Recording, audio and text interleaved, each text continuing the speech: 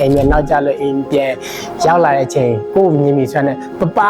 ဆိုဘယ်ချင်းတွေ့ပပဆိုပြီးတော့အဲ့လိုမျိုးဟိုအားနဲ့ပေါ့နော်အော်ပြီးတော့သူအဲ့လိုမျိုးလက်ကလစ်ကဲပြီးဟိုအပြင်မှာပင်ပန်းခဲ့သမျှအကောင်ကအိမ်ရောက်တာနဲ့အကောင်လုံးဟိုအမောပြေစီတယ်ပေါ့နော်ကျွန်တော်တို့သင်ခန်းစာတစ်တွေရလာတဲ့ chapter တစ်တွေဖွင့်လာဆိုတဲ့ပေါ်ပေါ့နော်ဒီတော့ဆိုရင်ကျွန်တော်တို့ကိုယ့်အကူပဲဘယ်ချိန်မှာပြောကြမလဲဘယ်ချိန်မှာပြီးသွားမလဲဘာတွေစားကြမလဲဘာတွေလုပ်ကြမလဲဆိုတော့စဉ်းစားလာနော်လို့ဆိုရင်အဲ့လိုစဉ်းစားမယ်စားကိုစီရမယ်ဖဏဆိုရင်လည်းသမီးလေးစီရဖဏကတော့ဟောင်းလေးစီလားကိုစားမယ်စားတခုဆိုရင်လည်းသမီးလေးတို့ကိုရောပုံနေနေနေတာဒါမျိုးတွေတွေးတယ်လာတော့နော်ကိုဘွားမှာ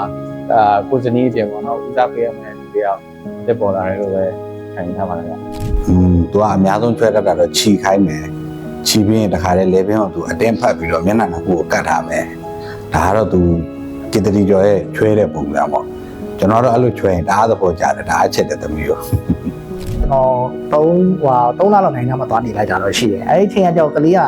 6လပြည့်တဲ့အချိန်ဆိုတော့သမင်းစားတဲ့အချိန်ကိုစပြီးတည်တဲ့အချိန်ပေါ့နော်အဲ့ဒီအချိန်မှာတော့ဟိုသူတို့အတွက်ပေါ့နော်အမျိုးသမီးရောသမီးတွေရောတွေးပူရတာပေါ့နော်ဟိုဘက်ကနေအလုပ်လုပ်ရင်းနဲ့တွေးပူရတာရှိတယ်နောက်ပြီးတော့ဒါပေမဲ့ပြန်လာတဲ့အချိန်မှာတော့ဒီပထမ1ရက်2ရက်တော့သိမမှတ်မိဘူးဘာလို့လဲဆိုတော့သူစပြီးတော့မှတ်မိတဲ့အချိန်မှာကျွန်တော်ဟိုခီးထွက်သွားတာပေါ့နော်3လလောက်ကြာမှပြန်ရောက်တဲ့အချိန်ကြာရင်တော့အဲ့1ရက်လောက်ပါပဲ1ရက်လောက်ပြီးတော့နောက်တော့ကြာပြန်မှတ်ပြီးတော့ဘုံလုံးအဆင်ပြေပါတယ်သူကအကိုကိုချွဲရတာသူသဘောကျတယ်ပေါ့နော်သူအဲ့လိုမနဲ့ဆိုလို့ရှိရင်လည်းချွဲတယ်သူမနဲ့အိယာနိုးလို့အကိုမရှိဘူးဆိုလို့ရှိရင်လည်းသူပေါ်ခေါ်တယ်ပေါ့နော်ပပဆိုပြီးတော့အဲ့လိုမျိုးခေါ်တဲ့ချိန်တွေရှိတယ်အခုပြန်လာလို့ရှိရင်အ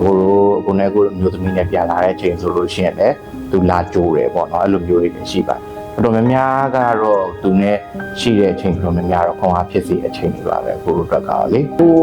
တာသမီးတွေကိုအချိန်ပေးပါပေါ့အဓိကတော့မိဘအချိန်ပေးနိုင်တဲ့ပုံမူတည်ပြီးတော့ကလေးကတော့ပြောင်းလဲမှာပဲအကယ်၍ကလေးတွေကိုအချိန်မပေးဘဲနဲ့ဒီတိုင်းလွတ်ထားမယ်ဆိုရင်တော့ကလေးတွေမှာအများကြီးထိခိုက်သွားနိုင်တယ်ပေါ့ဒီခုအခြေအနေရပါတော့အခြေအနေအကုန်လုံးဒီတိုင်းဒါဆိုလို့ရှင်တော့ hard time create strong man ပေါ့ tough time ပေါ့strong men create easy times but easy times create weak men ဆိုတဲ့အတိုင်းပဲပေါ့အခုချိန်นี้မှာဆိုလို့ရှင်တော့ tough time ပြောရမှာပေါ့အဲ့တော့ strong man ဖြစ်ဖို့အတွက်ကိုကစူးစမ်းပြီးတော့နေထိုင်ပေးပါပေါ့နော်ကိုယ့်ရဲ့ဒီကလေးတွေတာမီတွေအတွက်ကို strong man တွေဖြစ်နိုင်ပါစေလို့ပြောချင်ပါတယ်ဟုတ်